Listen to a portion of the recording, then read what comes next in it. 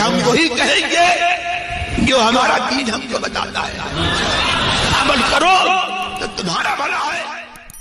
الحمدللہ رب العالمین والصلاة والسلام علی سید الانبیاء والمرسلین، اما بعد فاعوذ باللہ من الشیطان الرجیم، بسم اللہ الرحمن الرحیم۔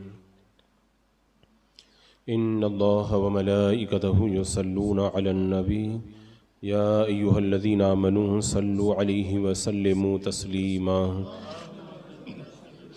اللہم صلی علی سیدنا و شفیعنا و حبیبنا مولانا محمد وبارک وسلم، صلاۃ و سلام علیک یا رسول اللہ صلی اللہ تعالی علیہ وسلم۔ وما اعجلک عن قومک یا موسیٰ، اور تو نے اپنی قوم سے کیوں جلدی کی اے موسیٰ؟ قال ہم اولائی علی اثری وعجلت الیک ربی لترضی، عرض کی کہ وہ یہ ہیں میرے پیچھے، اور اے میرے رب تیری طرف میں جلدی کر کے حاضر ہوا کہ تو راضی ہو۔ قال فإنا قد فتنا قومک من بعدک وأضلهم السامری، فرمایا تو ہم نے تیرے آنے کے بعد تیری قوم کو آزمایا اور انہیں سامری نے گمراہ کر دیا۔ فرجع موسیٰ إلى قومه غضبان آسفا قال يا قوم ألم يعدكم ربكم وعدا حسنا أفطال عليكم الوعد أم أردتم أن يحل عليكم غضب من ربكم فأخلفتم موعدي۔ تو موسیٰ اپنی قوم کی طرف پلٹے غصے میں، پھر افسوس کرتے ہوئے کہا اے میری قوم، کیا تم سے تمہارے رب نے اچھا وعدہ نہ کیا تھا؟ کیا تم پر مدت لمبی گزری یا تم نے چاہا کہ تم پر تمہارے رب کا غضب اترے تو تم نے میرا وعدہ خلاف کیا۔ یہ جو آیات میں ذکر ہو رہا ہے ان کا تعلق پچھلی آیات سے ہے۔ میں نے اس سے پہلے والی مجلس میں حضرت موسیٰ علیہ السلام اور فرعون کے جادوگروں کا واقعہ آیات کریمہ کی روشنی میں تفصیل کے ساتھ میں آپ کے سامنے رکھا تھا۔ اس کے آگے جو واقعات پیش آئے وہ ان آیات کریمہ کے اندر بیان کیے گئے، یعنی فرعون کو جب اللہ تبارک و تعالیٰ نے دریا کے اندر غرق کر دیا اور بنی اسرائیل اپنے مقام سے چلے، تو جب یہ لوگ چلے بنی اسرائیل فرعون سے نجات پا کر کے، راستے میں ایک ایسی قوم کے پاس سے یہ لوگ گزرے جو اپنے بتوں کے سامنے بیٹھے ہوئے تھے اور ان کی عبادت کر رہے تھے۔ تو ابن جریج کہتے ہیں کہ یہ بت گائے کی شکل میں تھے، اور یہاں سے بنی اسرائیل کے دل کے اندر بچڑا پوجنے کا شوق پیدا ہوا، جس کے نتیجے میں گائے پرستی کے لیے انہوں نے حضرت موسیٰ علیہ السلام سے کہا یا موسیٰ اجعل لنا الہا کما لہم آلہہ، اے موسیٰ ہمارے لیے بھی ایسا ہی ایک ایسا معبود بنا دو جیسے ان کے کئی معبود ہیں۔ یہ انہوں نے حضرت موسیٰ علیہ السلام سے کہا، تو حضرت موسیٰ علیہ السلام نے ان کے اس مطالبے کا رد کر دیا اور کہا انکم قوم تجہلون، تم یقیناً جاہل لوگ ہو، یعنی اللہ کی عبادت کو چھوڑ کر کے بچڑے کی پوجا کی تم میری بارگاہ میں درخواست کر رہے ہو۔ اب یہ جو درخواست کی تھی سب نے نہیں کی تھی، جو راسخ الایمان نہیں تھے، نئے نئے ایمان لائے تھے یا جن کے دل میں ایمان پیوست نہیں ہوا تھا، انہوں نے یہ کہا تھا۔ تو حضرت موسیٰ علیہ السلام نے ان کی بات کا رد کر دیا۔ اب حضرت موسیٰ علیہ السلام نے مصر میں بنی اسرائیل سے پہلے یہ وعدہ کیا تھا کہ جب اللہ تبارک و تعالیٰ دشمنوں پر تمہیں فتح عطا فرمائے گا تو میں اللہ کے پاس سے تمہارے طرف ایک کتاب لے کر کے آؤں گا جس میں حلال اور حرام کو بیان کیا گیا ہوا۔ اب جب فرعون ہلاک ہو گیا تو حضرت موسیٰ علیہ السلام وعدے کے مطابق اللہ تبارک و تعالیٰ کی بارگاہ میں کتاب لینے کے لیے چلے، اور رب تبارک و تعالیٰ نے انہیں 30 روزہ رکھنے کا حکم دیا۔ یہ پورا واقعہ اس سے پہلے بھی ایک آیت کریمہ کے تحت میں عرض کر چکا ہوں، اس کا خلاصہ یہی ہے، رب نے فرمایا کہ 30 روزے رکھو۔ یہ ذوالقعدہ کا مہینہ تھا، حضرت موسیٰ علیہ السلام نے روزے پورے رکھ لیے۔ اب جب 30 روزے رکھے تو حضرت موسیٰ علیہ السلام کے دہنے مبارک میں کچھ بو کا احساس ہوا۔ تو عام طور پہ جب رمضان میں ہم روزہ رکھتے ہیں تو کچھ منہ میں بو پیدا ہو جاتی ہے، تو حضرت موسیٰ علیہ السلام نے یہ سمجھا کہ رب سے کلام کرنا ہے، انہوں نے مسواک کر لی۔ تو فرشتوں نے ان سے عرض کیا کہ ہمیں آپ کے منہ سے بڑی پیاری خوشبو آیا کرتی تھی، آپ نے مسواک کر کے وہ خوشبو ختم کر دی. روزہ دار کے منہ سے جو بو آتی ہے اللہ کو بڑی پسند ہے وہ. جیسا کہ ماہ رمضان میں آپ لوگوں نے روزے کی فضیلت میں بارہا سنا، تو اللہ تبارک و تعالیٰ نے حکم دیا کہ ماہ ذی الحجہ کے بھی 10 روزے رکھو. ذی القعدہ کے 30 روزے تھے، ذی الحجہ کے 10 روزے اور رکھوائے گئے، اور ارشاد فرمایا اے موسیٰ کیا تمہیں معلوم نہیں روزے دار کے منہ کی بو میرے نزدیک مشک کی خوشبو سے بھی زیادہ پاکیزہ ہے. اب حضرت موسیٰ علیہ السلام نے جب اللہ سے کلام کرنے کے لیے جب گئے تو اپنے بھائی ہارون علیہ السلام سے کہا تھا کہ تم میرے پیچھے میری قوم کے درمیان رہنا. اب حضرت موسیٰ علیہ السلام اپنی قوم میں سے 70 لوگوں کو ساتھ میں لے کر کے گئے، لیکن جب اللہ کے کلام کی لذتوں کا احساس ہوا، قریب پہنچنے لگے، تو اللہ کا کلام سننے کے شوق کے اندر بہت تیزی سے آگے چلے گئے، اور ان کے ساتھ میں جو لوگ آئے تھے وہ پیچھے رہ گئے.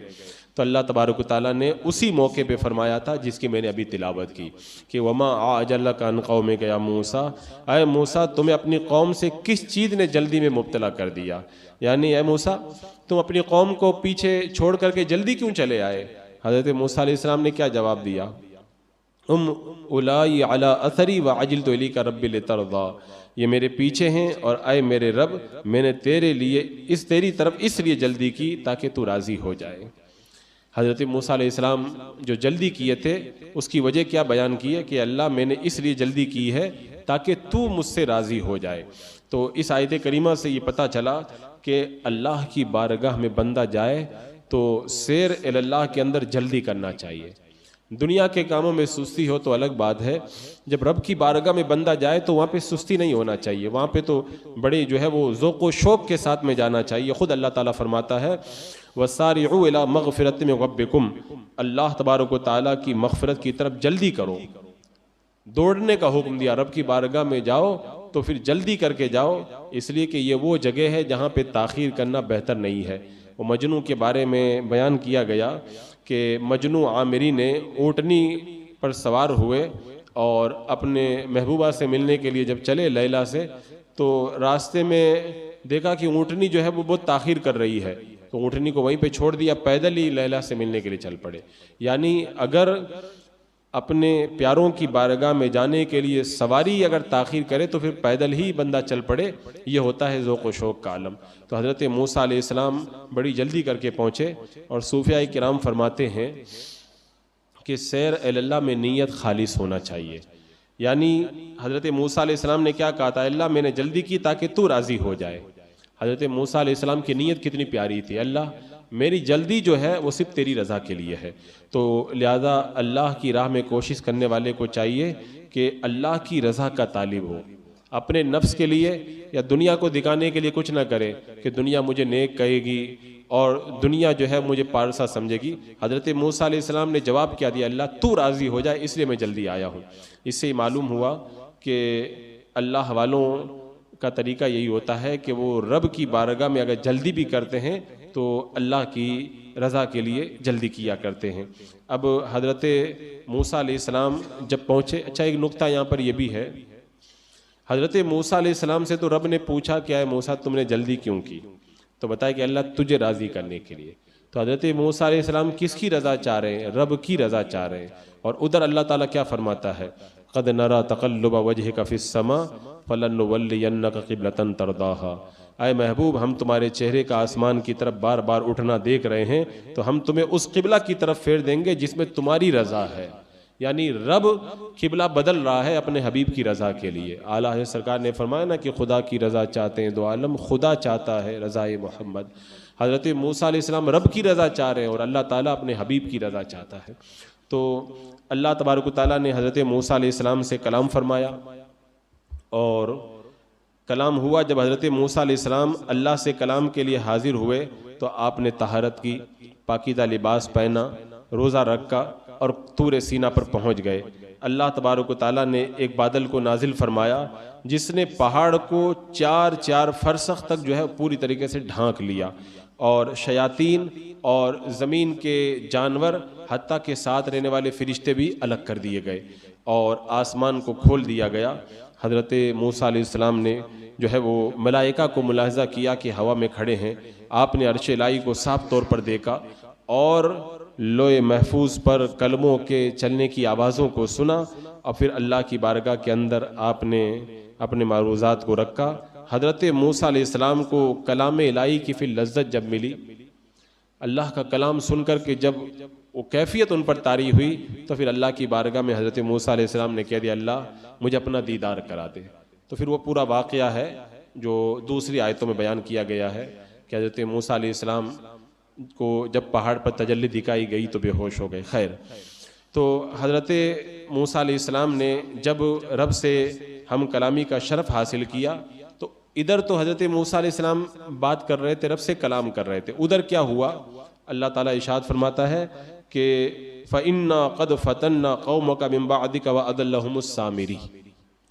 یہ ایک بڑی آزمائش کا ذکر ہے، یعنی حضرت موسیٰ علیہ السلام اللہ تعالیٰ سے کلام کرنے کے لیے کوئی طور پہ گئے تو ان کے جانے کے 30 دن کے بعد سامری نے بنی اسرائیل سے وہ تمام زیورات جمع کیے جو قدبیوں نے ان کے پاس میں امانت کے طور پر رکھے تھے یا بنی اسرائیل نے عید کے نام پر ان سے لے لیے تھے۔ تو سامری نے ان سارے زیورات کو جمع کیا اور وہ سونا ڈھالنے کا کام جانتا تھا، اس نے ان تمام کو ایک بے جان بچڑے کے اندر ڈال کر بچڑا بنایا اور حضرت جبریل علیہ السلام کے گھوڑے کے سم کے نیچے سے جو خاک لگی ہوئی تھی وہ سامری نے پہلے اٹھا لی تھی، اس کو بچڑے میں ڈال دی۔ اس کے اثر سے وہ جو ہے بچڑا آواز کرنے لگا، ڈکارے لینے لگا۔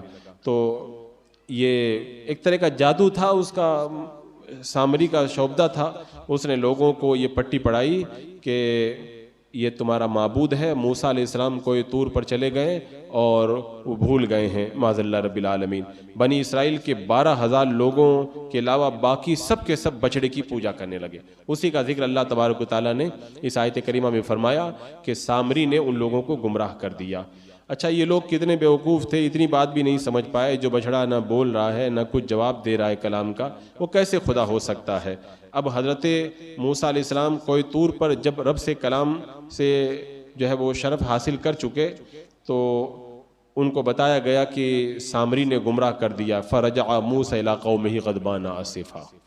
موسیٰ علیہ السلام غضب کے عالم میں پلٹے وہاں سے، یعنی ان کو اللہ تعالیٰ نے جب بتا دیا تھا کہ سامری نے گمراہ کر دیا ہے تو آپ غصے کے عالم کے اندر واپس آئے اور اپنی قوم کے درمیان آپ تشریف لائے تو آپ نے دیکھا کہ وہ بچڑے کی پوجا کے اندر مگن ہے۔ حضرت موسیٰ علیہ السلام توریت کی تختیاں لے کر کے آئے تھے، لیکن جلال کا عالم یہ تھا کہ آپ نے توریت کی جو تختیاں تھیں ان تختیوں کو بھی رکھ دیا ایک طرف اور اپنی قوم کے اوپر حضرت موسیٰ علیہ السلام جلال کا اظہار کرنے لگے۔ یہاں پر روایت میں یہ آتا ہے کہ بنی اسرائیل کو حضرت موسیٰ علیہ السلام نے 40 دنوں کے بعد واپس آنے کا وعدہ کیا تھا، تو بنی اسرائیل دن رات ملا کر کے 20 دن کو 40 سمجھ گئے اور 20 دن جب پورے ہو گئے تو وہ سمجھے کہ حضرت موسیٰ علیہ السلام واپس نہیں آ رہے ہیں، تو سامری کو موقع مل گیا اور اس نے کیا کر دیا کہ وہ اب آنے والے نہیں ہیں اور قوم کو اس نے گمراہ کر دیا۔ اس کے بعد میں ایک روایت میں یہ اچھا یہ سامری تھا کون؟ سامری کے بارے میں علماء نے بیان فرمایا یہ قبیلہ سامرہ کا رہنے والا تھا اور گائے پرستی پہلے سے اس کے اندر رچی بسی ہوئی تھی اور اسی بنیاد پر اس نے یہ بچڑا بنا کر کے پوری قوم کو بچڑے کی پوجا کے اوپر اس نے آمادہ کر دیا۔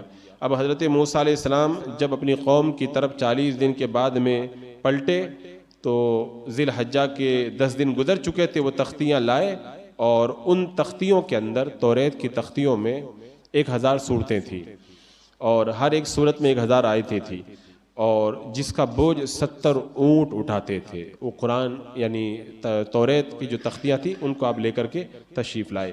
اب حضرت موسیٰ علیہ السلام بنی اسرائیل کے پاس آئے تو دیکھا کہ بچڑے کے چاروں طرف سب گھوم رہے ہیں اور ڈھول بجا رہے ہیں اور ناچ رہے ہیں۔ آپ بڑے جلال کے اندر آ گئے اس وقت۔ اس کے بعد میں آپ نے جو کہا اس کو اللہ تبارک و تعالیٰ نے یہاں پر بیان فرمایا کہ اَفَطَالَ عَلَيْكُمُ الْعَادُ أَمْ أَرَدْتُمْ أَنْ يَحِلَّ عَلَيْكُمْ غَضَبٌ مِّن رَبِّكُمْ فَأَخْلَفْتُمْ مَوْعِدِي، یعنی آپ نے فرمایا کہ اے میری قوم کیا تم سے تمہارے رب نے اچھا وعدہ نہیں کیا تھا؟ کیا تم پر مدت لمبی گزری یا تم نے چاہا کہ تم پر تمہارے رب کا غضب اترے تو تم نے میرا وعدہ خلاف کیا؟ تو لوگ کیا بولے؟ وہ لوگ بولے قالوا ما اخلفنا موعدک بملکنا ولکننا حملنا اوزارا من زینت القوم فقذفناها فكذلك القى السامری، بولے ہم نے آپ کا وعدہ اپنے اختیار سے خلاف نہیں کیا، لیکن ہم سے کچھ بوجھ اٹھوائے گئے اس قوم کے کہنے سے تو ہم نے انہیں ڈال دیا، پھر اسی طرح سامری نے ڈالا، یعنی ہم نے سب زیورات ڈال کر کے بچڑا بنا لیا۔ اب اس کے بعد میں پھر کیا ہوا؟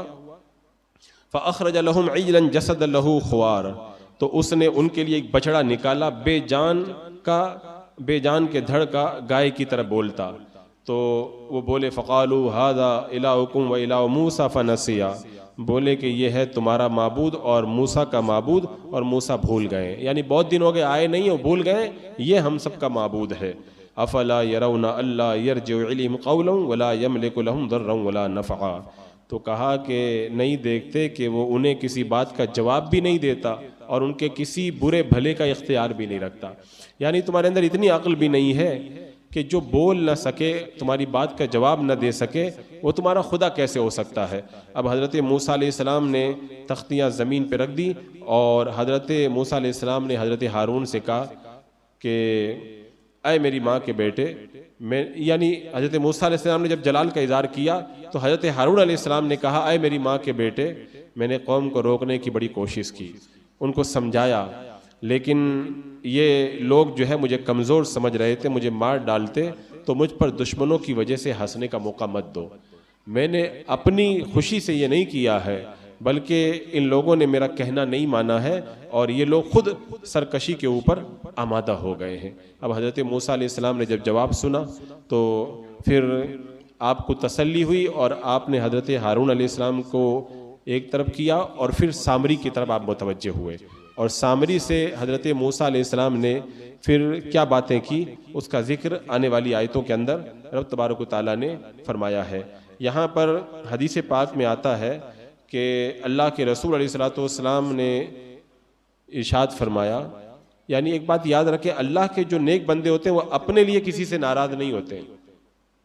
حضرت موسیٰ علیہ السلام کی جو ناراضگی تھی وہ اللہ کے لیے تھی، تو لہذا بندے کو یہی چاہیے کہ جب بھی ناراض ہو تو اللہ کی رضا کے لیے ناراض ہو۔ اللہ کے رسول علیہ السلام کبھی اپنے لیے ناراض نہیں ہوتے تھے، اگر ناراض ہوتے تھے تو اللہ کی رضا کے لیے ناراض ہوتے تھے۔ اسی لیے ہم نے بزرگوں کو دیکھا ہے کہ جب کوئی اللہ کا نیک بندہ جب ناراض ہوتا ہے تو پھر اللہ بھی اس سے ناراض ہو جاتا ہے، جس سے اللہ کا نیک بندہ ناراض ہوتا ہے۔ تو یہ حضرت موسیٰ علیہ السلام کا یہ واقعہ ہمیں یہ درس دے رہا ہے کہ ہمیں بھی انبیاء کے طریقے پہ چلنا چاہیے، اور غلط بات دیکھیں تو ہمیں بھی ناراضگی کا اظہار کرنا چاہیے۔ اگر ہم شریعت کے خلاف کوئی بات دیکھیں وہ ناراض نہ ہو تو اس کا مطلب ہمارے اندر غیرت نہیں ہے۔ حضرت موسیٰ علیہ السلام کا غصہ صرف اللہ کی رضا کے لیے تھا۔ اب سامری سے آپ نے کیا باتیں کی، ان کا ذکر آنے والی آیتوں کے اندر ہو رہا ہے۔